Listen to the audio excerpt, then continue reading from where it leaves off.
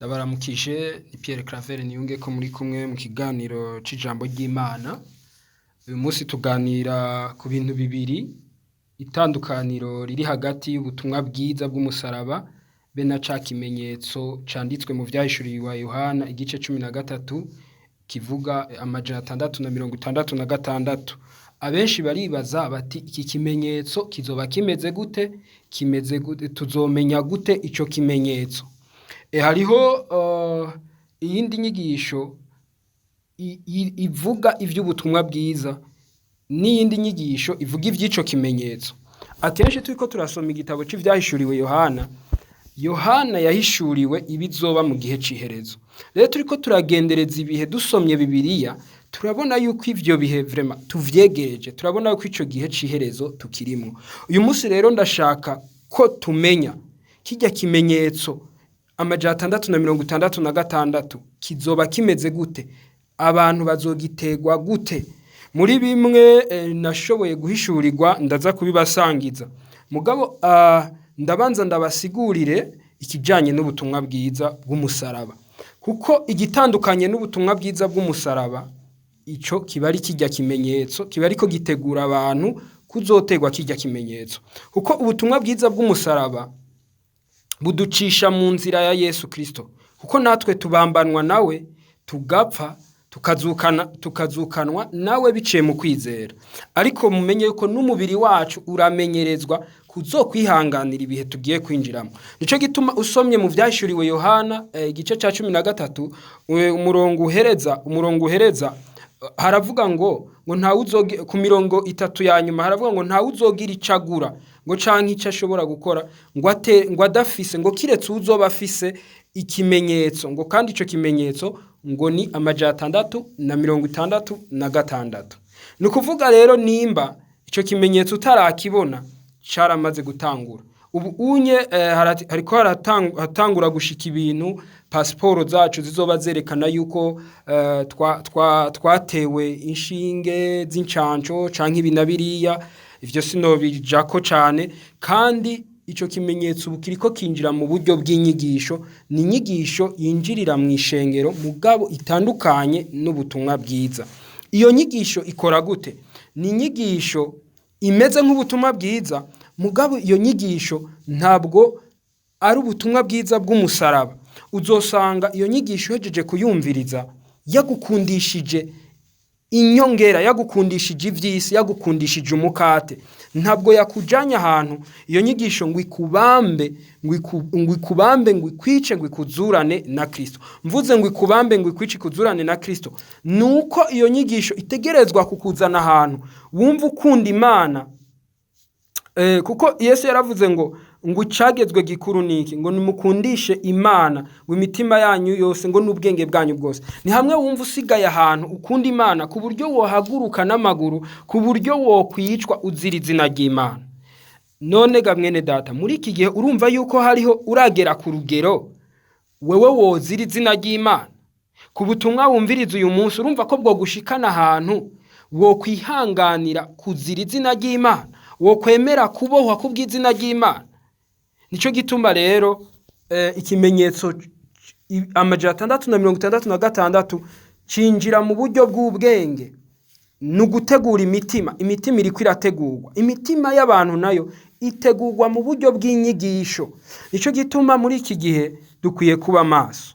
Muri iki gihe dukwiye kuba maso, nama ndavyigisha ko dukwiye kuba maso n'inyigisho twumviriza, n'inyigisho twakira, n'ivyo dukurikirana, haba no ku mateleviziyo, haba mu bintu vyose dukwiye kuba maso. Uko natahuye neza yuko no mu nyigisho twumviriza canke kuri televiziyo ushobora kuhafatirwa, ndetse no mu nzozi urahafatirwa. Kuko ubwo butumwa bwiza iyo ubwumvirije nabwo buragufata, burakubohora, bukagukura mu vyaha, buragubohora, bukaguha ukwidegembya. Kuko Yesu yaravuze ngo muzomenya ukuri, ngo ukuri nako kuzobaha ukwidegembya. Ubwo butumwa bwiza bukuzana ahantu widegembya ku caha. Icaha nikiba kikigufise kububasha, nikiba kigushobora kugutera. Hariho ibintu vya kameremere biba bitagishobora kukuzako, niho ubutumwa bwiza bukuzana. Nukuvuga ubutumwa bwiza burica wa muntu wa kera, burica wa muntu twaragwa na Adamu, umwe yagendeshwa n'umubiri, umwe yagendeshwa na kameremere. Ubutumwa bwiza buradukuramwo ivyipfuzo vy'isi bitujana ahantu tudakunda Imana, bukatuzana ahantu umutima wacu unyotegwa Imana. Nico gituma Yesu yavuga ati muze mubanze mwitwararika ivy'ubwami n'ukugororoka, ivy'ubwami bw'Imana n'ukugororoka, ngo ibindi vyose bizobabera inyongera. Nico rero bita ubutumwa bwiza. Ubutumwa bwiza buguzana ahantu, bukubohera mu bwami bw'Imana. Ubutumwa bwiza bw'umusaraba buguhindura imbohe ya Kristo. Butaguhindura imbohe ya Kristo, butica kameremere. Ubutumwa bwiza, inyigisho zitica kameremere, inyigisho zitaguhindura, inyigisho zitakwimura, zitagukura mu isi y'umwiza ngo zigushire mu muco.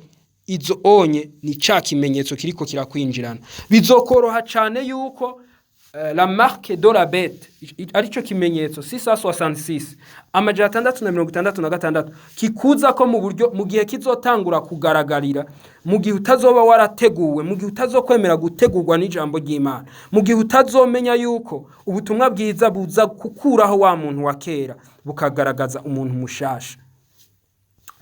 Ndashaka rero untahure neza, ntibifatiye kukwizera gusa. Hari uvuga ngo ndizera, ngo ndavyatura ko bidategerezwa bitazonshika. Ukwizera kutagira ibikorwa kuba gupfuye. Kugira ngo ukwizera kugaragare kuba gufise ibikorwa. Hariho ibikorwa vy'ukwizera. Ibikorwa vy'ukwizera nuko kunesha ikintu cyose kiza kivuye ku mugwanizi. Ibikorwa vy'ukwizera nuko kuba maso, nuko guhinduka umusoda wa Kristo, ukaba ugwana mu buryo bw'impwemu, usenga cyane kugira ngo Imana igume iguhishurira ivyibibi. Abantu benshi muri iki gihe bariko barategwa mu buryo bw'impwemu, bariko barajanwa kuri ico kimenyetso batabizi. Kubera iki? Ntibabaye maso. Kubera iki? Bazi yuko bifatiye kuvyo uri kurumva ukavyatura gusa. Ariko uravyatura ivyo bintu mu gukumva ko bifatanye n'umutima wawe, kandi ukumva yuko ivyo watura canke ivyo wivugako canke ivy'ijambo ry'Imana ikuvugako biboheye mu mutima wawe, bifatanye n'umutima wawe, bitari ivyo kuvuga ku munwa gusa, bitaza bikubita ku munwa canke bikubita ku mubiri gusa bikagenda. Haleluya, Imana yacu nihabwa icubahiro. Mwene data, neko ndagusigurira kuri ibi bintu bijanye n'ikimenyetso. Abantu benshi bariko baragitegwa ko mu buryo batazi bw'ubwenge. Bizoba ku mugaragaro ataco bagikura. Barasinye, baremeje amasezerano n'umugwanizi. Nico gituma muri iki gihe bene data mube maso, mukurikirana ubutumwa bwiza bw'umusaraba. Aribwo ba Paulo bavuga, aribwo ba Paulo babohewe, aribwo ba Paulo bapfuye bazira. Ubutumwa bwiza ntibwigera bwemeranya n'ivy'isi. Ubutumwa bwiza warabwakiriye, isi ntizogukunda, isi zoguhama, kuko biratandukanye cyane n'ivy'isi. Ubutumwa bwiza ntibuzokwigera bwemera hariho ibibanza butazokujanamwo, kuko uzoba widegemvya kuri ivyo bibanza. Ubutumwa bwiza hari ingeso butazokujanamwo, kuko uzoba widegemvya kuri izo ngeso. Ubutumwa bwiza hari buzogutuma wemera gupfa, wemera kubura ivy'isi mugabo uronka ijuru. Ubutumwa bwiza buzogutuma wemera kwitwa umuntu yataye umutwe canke w'umusazi mugabo uraga ubwami bwo mwijuru. Ubutumwa bwiza buzokwemera kwitwa umukene canke uwo vyacanganyikiye mugabo uraga ubwami bwo mwijuru. Mugabo hariho ubundi butumwa butazokwemerera yuko ukena canke umererwa nabi canke uhamwa. Kubera ubwo butumwa bwiza buzoba buriko bugukwegera hehe? Mu vy'umubiri, ngo wemere amasezerano, ngo wemere gutegwa ikidodo, wemere irindi sezerano rya Satani atari isezerano riva ku Mana. Isezerano ry'Imana ni Kristo Yesu yabambwe, niwe yatubambiwe. Abamwizeye bose yarabahaye ububasha bwo gucika abana b'Imana. Ariko mumenye neza uko kwizera ni igikorwa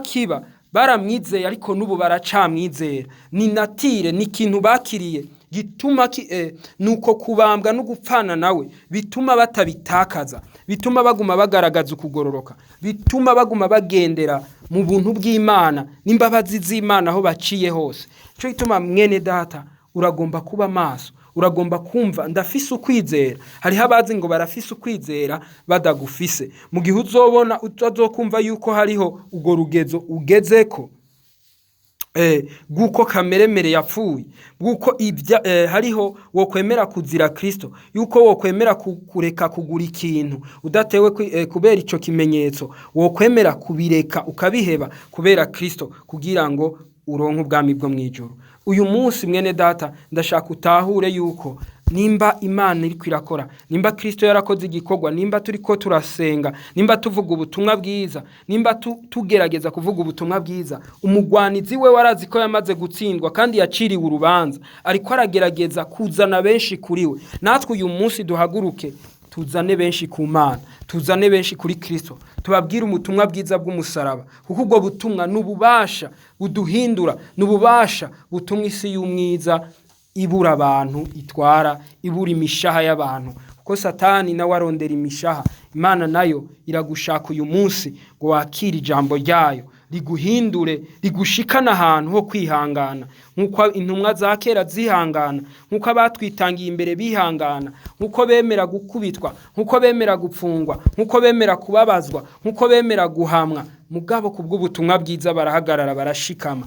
Nawe mwene data muri iki gihe tegura umutima wawe, kuko ivyo bihe biraje. Tegura uwo mutima wawe kugira ngo ntuzotwagwe n'ivy'iki gihe, kugira ngo ntuzotwagwe, wumire kuco ufise, ngo wumire kuco ufise, ngo ntagire ugutwara w'igitsibo cawe. Wumire kuco ufise mwene data, ntuze wemere la marque de la bête, ntuze wemere ikimenyetso, usenge cyane, uhagarare mu nkomezi wahawe n'ubwami bw'Imana, kugira ngo uganze hejuru y'ibikunesha byose, kugira ngo uganze hejuru y'ibigutera byose, ugumunezerewe, uhimbagwa.